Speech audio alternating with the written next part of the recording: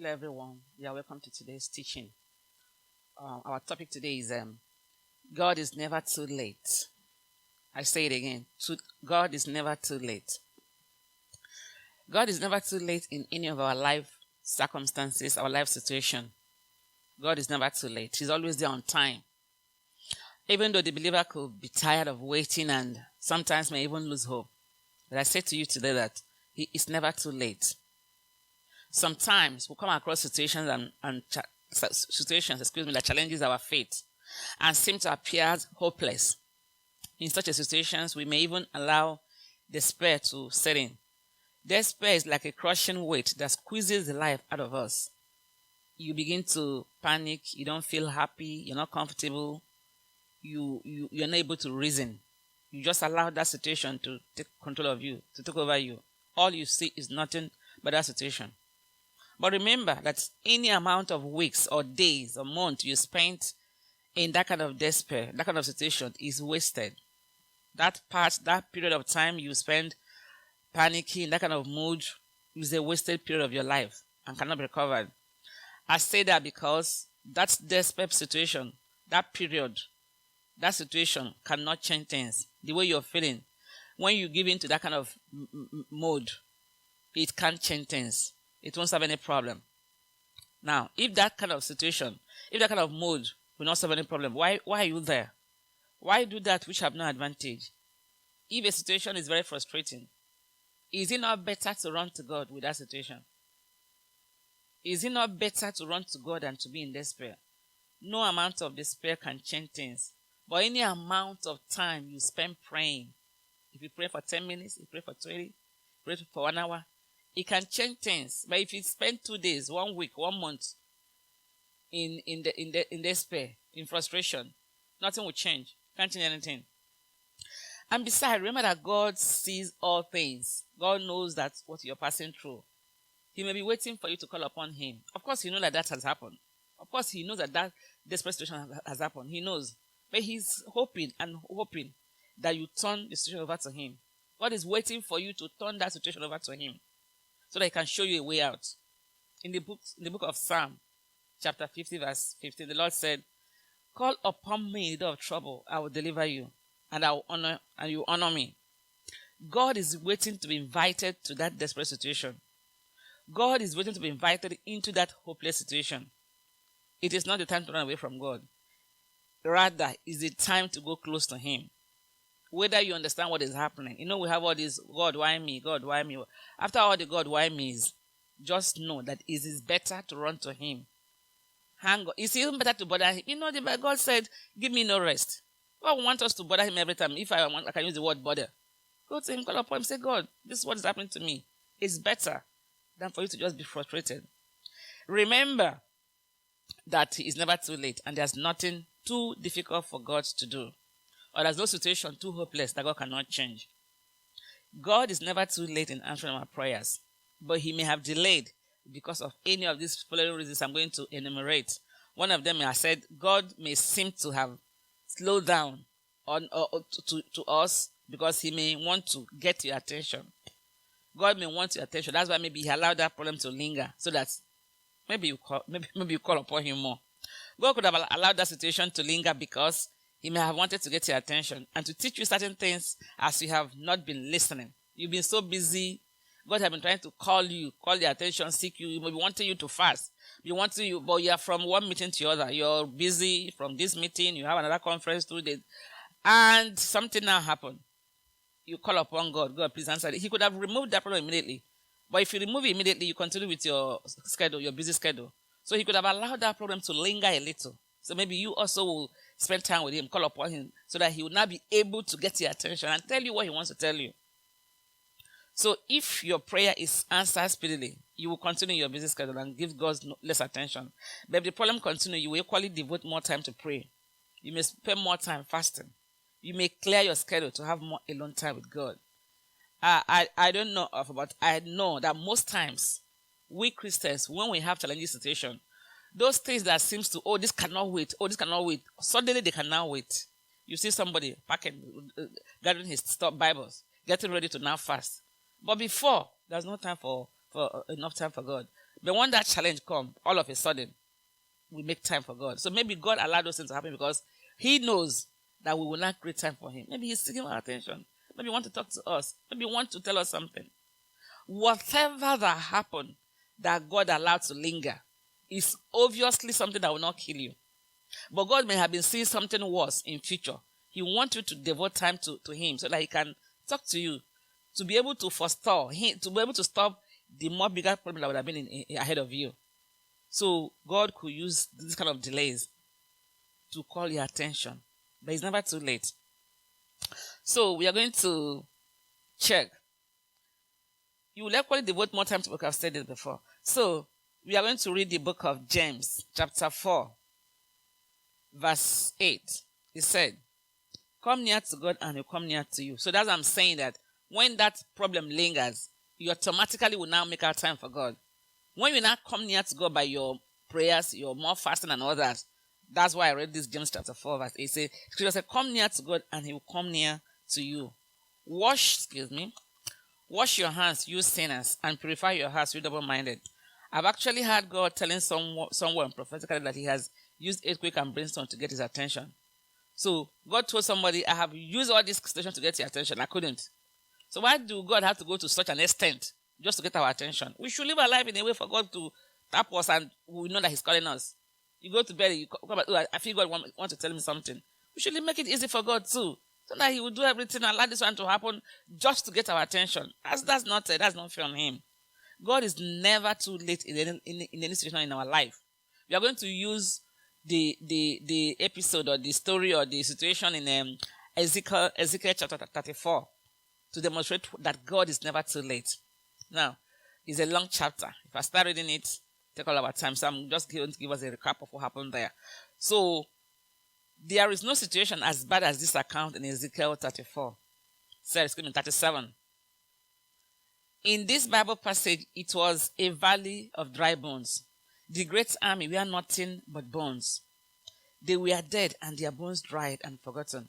These are a valley of dry bones. All the Ezekiel could see, the valley where God took him is nothing but bones. No breath, nothing, nobody standing, no human being. All the great army are dead. It's just nothing but dry bones. It's the valley of dry bones. God took Ezekiel there. And God asked him, God spoke to the prophet and asked him, can these bones live? God is asking the prophet, can these bones live? And the prophet replied, God, only you knows. He said, is your situation as bad as dry bones? At least you're still living, you're still breathing, you're still walking about. But this is dry bones, God told the prophet to. So prophesy to this dry bone, they will live. He's asking the prophet, do you think these bones can live? So that I'm saying that they're nothing but bones, but you're still walking about. You're going about your businesses. You're not dead, you're alive. Yeah, God was able to bring the bones together, each part located its own, and every piece of bone and tendons located each other, and they joined together. How did the bones know where each of their parts were located? Yet each part was able to find themselves until they become alive and form a great army. Now we're going to read part of what I have just said now. We're not going to read the whole passage. So this is verse 7 of Ezekiel chapter 37. So God commanded the prophet to prophesy on those dry bones. So I prophesied as I was commanded. And Ezekiel said, and as I was prophesying, there was a noise, a rattling sound, and the bones came together, bone to bone. Verse 8 said, I looked, tendons and flesh appeared on them, and skin covered them, but there was no breath in them. Now, after God asked the prophet, can these bones live? The prophet answered, God, thou know it.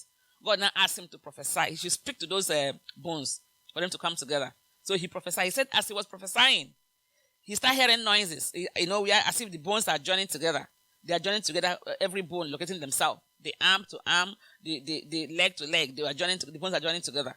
Then when the bones start finish joining together, the prophet said he saw flesh. No bone is skeleton.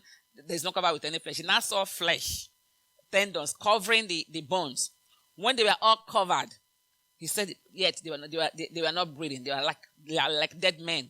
So now in verse 9 said, then God said to the prophet, prophesy to the breath, prophesy, son of man, and say to it, this is what the sovereign Lord said, come, breath, from the four winds and breath to this slain, that they may live. Now, after the bones joined together, there was flesh that covered them. They were like dead men. They were still not breathing. They are not still human beings yet. God asked the prophet to give breath, to breathe upon to these bones, prophesy for breath to come upon them. And he did. So he said from the four winds, he asked the breath to come to the army, to the bones, to the skeleton that was already there. So he now said, verse 10 says, so I prophesied as God commanded God commanded me, and breath entered them. They came to life and stood up on their feet, a vast army. So those skeletons that just formed together, when the prophet prophesied to them that they should receive breath, they did receive breath, and they were standing like a mass and big army. So what am I saying today? That there is no situation as worse as when God took the prophets to the valley of dry bones, where there is no life, dead, forgotten. But God knows, because he's God, he knows that they can come back to life. So when the prophet did what God asked him to do, this skeleton formed together, he prophesied breath on them, and they come back to life, become human being, a vast army. Now, verse 11 of it, God used the same passage to explain to the prophet that these bones were the people of Israel, who has lost hope, who has lost everything, because the Israelites at this time we are carried on exiles. God allowed them to be carried on exile. Each point in their time when they sinned against God, God allowed something to happen to them. So at this point in time, they were carried into an exile. They were there, so they've lost hope. So he asked the prophet to tell them that he will open their graves and bring them out of the graves. They are like dead people. God asked the prophet to tell them that even though they are like dead people, he's going to open the graves. The graves is compared to hopeless situations, hopelessness. And that he's going to bring them out from the grave and give them life, so that he will put his spirit upon them and bring them back to the land of Israel, so that they will know that he's a sovereign God. No matter how bad the situation of our life is, we are still alive. But God is comparing the hopeless situation like grave. He says he's going to bring them out from the grave, just like God did to Lazarus. So it is not right for a child of God to appear so hopeless, because God can change situations. God does not change. Excuse me. God does not change. He's the sovereign God.